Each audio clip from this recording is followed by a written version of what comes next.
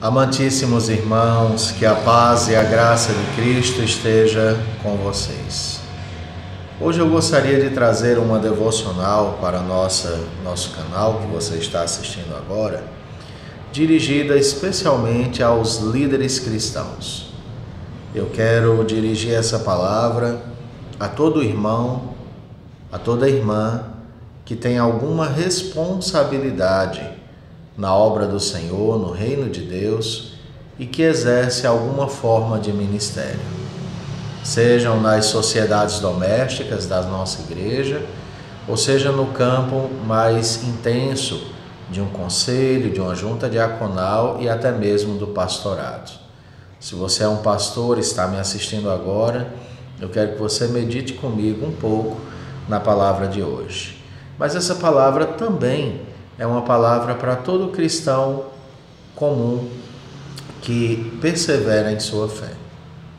E o texto que eu escolhi para a nossa meditação está baseado em Atos dos Apóstolos, capítulo 18, versículo 9, inicialmente.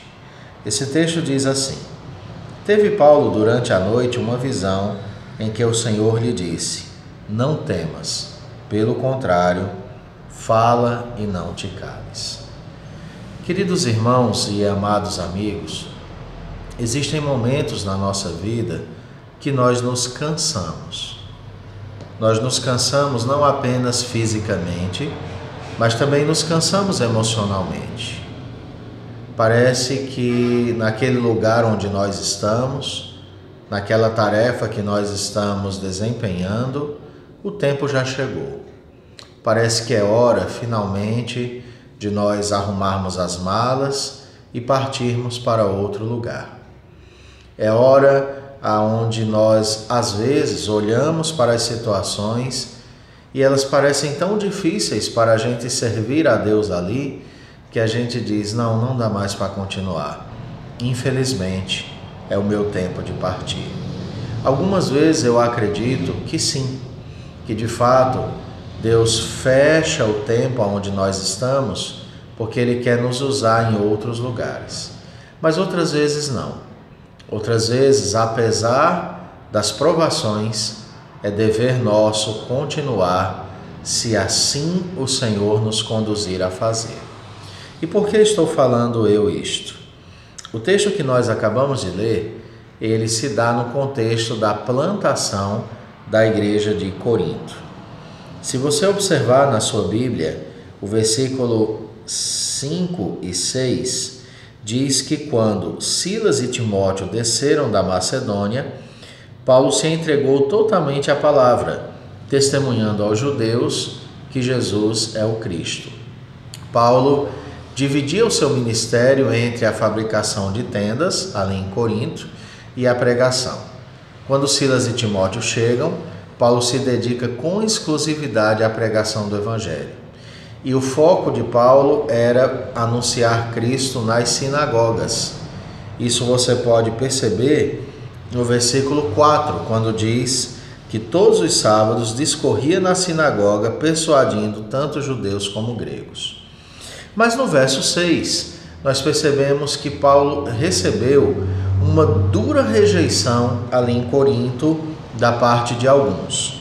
O texto diz que, opondo-se eles e blasfemando, sacudiu Paulo as vestes e disse-lhes: Sobre a vossa cabeça o vosso sangue, eu dele estou limpo, e desde agora vou para os gentios.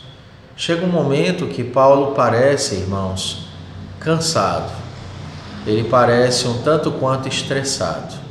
Chega um momento que é como se Paulo, hipoteticamente falando aqui, batesse a mão na mesa e dissesse: chega, basta, eu agora vou para os gentios. Vocês, judeus, não querem conversa com o Evangelho, eu vou para os gentios. Ele chega a sacudir os pés, o pó dos pés em relação àquele povo, e ele diz: eu agora não conte mais comigo. É basicamente assim. Mas aí, no verso 9, Paulo tem uma visão. E durante a noite, ele tem uma visão que o Senhor vem falar com ele. E na visão, o Senhor diz a Paulo algumas coisas. Primeiro, ele diz: não temas. Pelo contrário, fala e não te cales. Que incrível isso! É fantástico, porque Paulo, ele não pensa em desistir do Evangelho de forma nenhuma. Paulo não pensa em desistir do seu chamado de maneira nenhuma, mas Paulo pensa em não pregar mais ali, em não anunciar mais o Evangelho. Paulo se cansa das atitudes daquelas pessoas. Mas vejam vocês, Cristo vem e diz que Paulo não tenha medo e que Paulo deve fazer o contrário do que ele estava pensando: falar e não se calar. Às vezes, diante de tantas coisas, a gente diz: eu vou me calar, não vou mais falar nada, cansei. E é fascinante que Deus não deixa a gente desobedecer a Ele. Ele vem de alguma forma, nos consola e diz: vá adiante, fale e não te cales. E aí no verso 10, Deus diz por que Paulo deveria continuar. Ele diz: porquanto eu estou contigo, ninguém ousará fazer-te mal. Deus está dizendo: a sua vida, meu filho, é guardada por mim. Irmãos amados que estão à frente do reino, da obra, a vida de vocês é guardada por Deus. Não tenham medo. Ele vos chamou para servir, Ele vai conduzir vocês até o fim. Ele diz: fale e não se cale. Não tenha medo. Ninguém vai fazer mal a você, porque eu estou com você. Nós não temos que ser fortes. Às vezes nós estamos nos sentindo tão fracos para a obra e a gente diz assim: eu quero me sentir forte. Nós só precisamos confiar no Deus que é forte. É do Senhor que vem a tua força para se dedicar a Ele. É do Senhor que vem a tua força para prosseguir nos seus santos caminhos. Porque eu estou contigo, ninguém te ousará fazer mal. E aí Jesus diz algo fascinante. Ele diz assim: pois tenho muito povo nesta cidade. Há muitos escolhidos meus aqui, e eu te chamei para pregar a eles. É fascinante. Aonde você está agora, certamente há muitos escolhidos. Há muita coisa para você fazer onde você está agora, querido pastor, missionário, presbítero. Talvez você esteja cansado, né? Já são 10, 20 anos no presbiterato, e aí você diz: é a hora de eu parar, eu não aguento mais. Continue, ore, e se Deus lhe dirigir a isso, continue. Deus está com você, e Ele tem muita gente para ser tocada através da sua vida e da palavra por você pregada. E aí então, diz o texto no verso 11, que Paulo permaneceu ali 1 ano e 6 meses, ensinando entre eles a palavra de Deus. Deus sabe quando estamos chegando no nosso limite, e Ele mesmo vem e nos renova, por meio da palavra, por meio de um vídeo desse, por meio da conversão de uma pessoa. Mas você precisa orar, você precisa se colocar diante de Deus. Talvez você esteja vivendo um momento onde você quer desistir mesmo.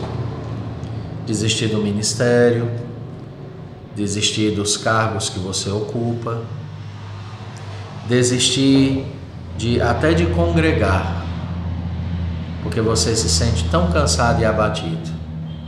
Quem sabe o Senhor não está dizendo a você hoje: tenha calma, eu estou com você. Há muita gente nesse lugar. Eu não sei o que Deus tem para você especificamente, mas Deus e você sabem. Se coloque diante dele e ele haverá de te conduzir, como fez com Paulo e como tem feito a tantos servos seus ao longo da história. Vamos orar? Senhor, eu gostaria hoje de pedir que o Senhor renove as forças de nossos queridos irmãos, para que eles se sintam animados a prosseguirem no exercício da fé e de suas funções. Aqueles que estão abatidos, a minha oração é que esse vídeo chegue no momento certo em seus corações e eles sejam abençoados e transformados pela Tua Palavra. Em nome de Jesus, amém.